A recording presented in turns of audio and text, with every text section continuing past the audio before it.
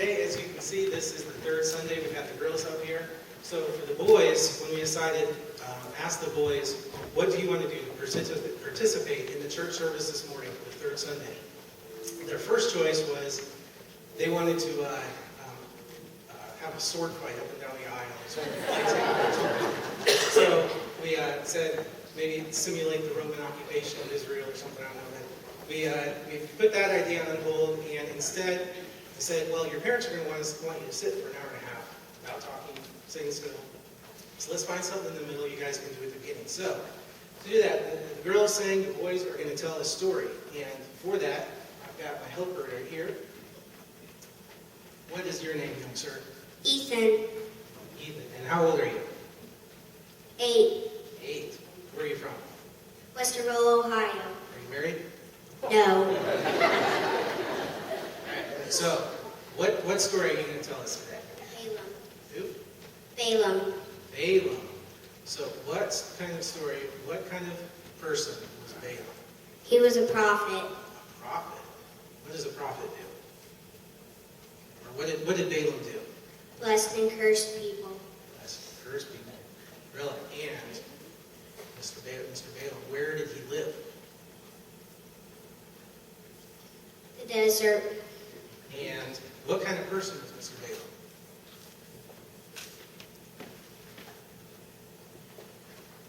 He was a very important person. Did lots of people want to see him? Yes. So he was a very important person, Mr. Balaam was? Yes. All right. And what did Mr. Balaam always have with him? His donkey. And what else? His donkey whacking stick. Okay. Now, there's somebody else in this story. Who's the other person in this story? The king of Moab. King of Moab. And what was his name? Balak. What? Balak. Balak. And what kind of king was Balak? A mean and very mad king. Mean and bad king? And what country was he the king of? Moab. Okay, so let's set the story a little bit. Let's set the stage here. So, had the Israelites already come out of Egypt at this time? No. Yes. Yeah. They'd gone to Canaan the first time, right? Yes. Did they go into Canaan? No. Not the first time. Where did they go instead? Into the wilderness. And what did they do in the wilderness?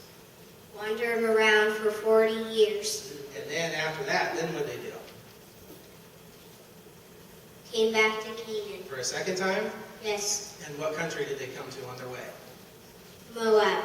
So you're telling me that one morning the king of Moab woke up and looked out of his window and he sees these however many people of Israel camped right outside his window and about ready to march through his land.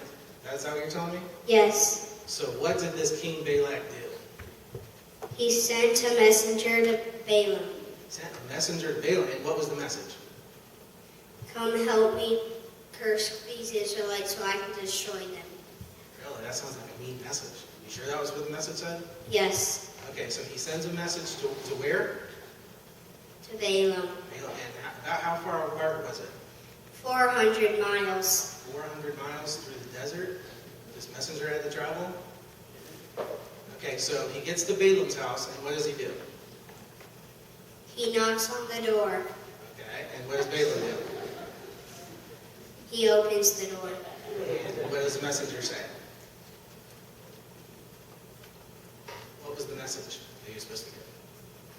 Can you come help me Can you come help me curse these Israelites so I can destroy them? And so what did Balaam say?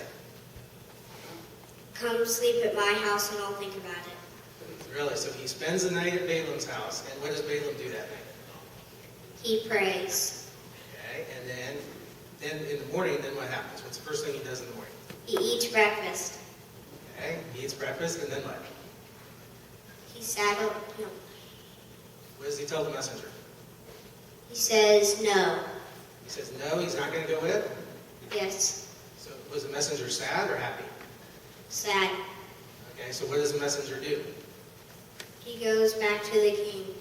To what king? The king of Moab. And what does he tell the king of Moab? He said no. So what does the king of Moab do? Is he mad or happy? Mad. Very mad? Yes. So what does the king do now? Sends more messengers and more money. Really, back to who? Balaam. What does he say? What does he tell the messenger to say? I will give you more money if you come. And you have to this time. Really? So the messenger has to make that long trip all the way back to Balaam's house again? Yes. Okay, so he makes the trip again. He gets all the way back to Balaam's house, and what does he do? He knocks on the door. And what does Balaam do? Opens the door. Okay, and what does the messenger say? He says, you need to come with me. I'll give you more money, and you can't say no this time. Really? And what does Balaam do? He says, come sleep at my house and I'll think about it. So he spends another night at Balaam's house. And what does Balaam do that night? He prays. Okay, and so then in the morning, then what happens? What's the first thing he does? He eats breakfast. And then after breakfast, then what does he do? He goes to the messenger and says yes. Really? So did God change his mind? No. So God still doesn't want him to go, right? Yes. But Balaam said he's going to go. Yes. So is the messenger sad or happy? Happy. So what does Balaam start doing then? He saddles up his donkey to go on the long trip. Okay. So they start going on that long trip through the desert back to where? To Balak's house. Okay. So they get going on the road. They're on the road in the middle of the day, and what happens? The angel of the Lord appears. The angel of the Lord appears. And who sees the angel? Just the donkey. Just the donkey? Nobody else sees the angel? Yes. And what does the donkey do? He bullets Balaam off. And what else? He runs off into the field. And what does Balaam do? Is Balaam mad or is he happy? Mad. So what does he do? Whacks him with his donkey whacking stick. So then after that, then what do? Get back on the road. And continue their journey? Yes. Okay. And then they're on their journey, and then what happens? The angel of the Lord appears a second time. Really? And what happens this time? Who sees the angel? Just the donkey. Just the donkey again? Nobody else sees the angel? Yes. So what does the donkey do this time? Smashes Balaam's foot into a wall. Did that make him happy or mad? Mad. So what does Balaam do? Whacks him even more with his donkey whacking stick. So after this, then what happens again? They get back on the road and start traveling again. So they're still going on the journey. Yes. So Balaam's not getting the hint. Okay, so they're on the journey again, and then what happens now? The angel of the Lord appears again. Third time? Yes. So who sees the angel? Just the donkey. Just the donkey again? Yes. So what does the donkey do? He just falls down. What does Balaam do? Falls down with the donkey. And then, does that make Balaam happy or mad? Mad. What does Balaam do? He whacks him more than ever with his donkey whacking stick. Really? So then, what all of a sudden does the donkey do then? He opens his mouth and starts talking. He talks. The donkey talks? Yes. Who does he talk to? Balaam. And what does he say? He says, have I ever done this before to you? And what does Balaam say? No. So then what does the donkey say now? Why am I doing it now? And then what does Balaam see? The angel of the Lord. So what does Balaam do when he sees the angel? He falls down on his face. Does he? And what does the angel say?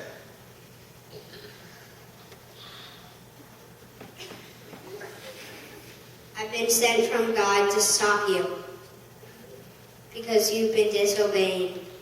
Really? And what does Balaam do? Does he say he's sorry then? Yes. So he does what? He repents and says he's sorry. And he will obey. That he'll obey God. So what was the only reason that Balaam wasn't killed that day? Was because of his donkey protected him.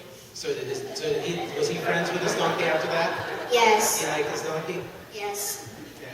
So if we go back and talk about this whole story then, we talk about the moral of the story, then Should you ever go against God? No. You should always be on whose side? God's side. Should you ever try to change God's mind? No. Even if you pray, should you try to pray and change God's mind? No. What about your sin? Can you escape your sin? Sometimes for a little while, but not forever. Right? And what about somebody if they know what God's will is, but they don't want to do it? What should they do? They should still do it anyway. And if you're on the road and you see an angel, what should you do? You should listen to your donkey talk.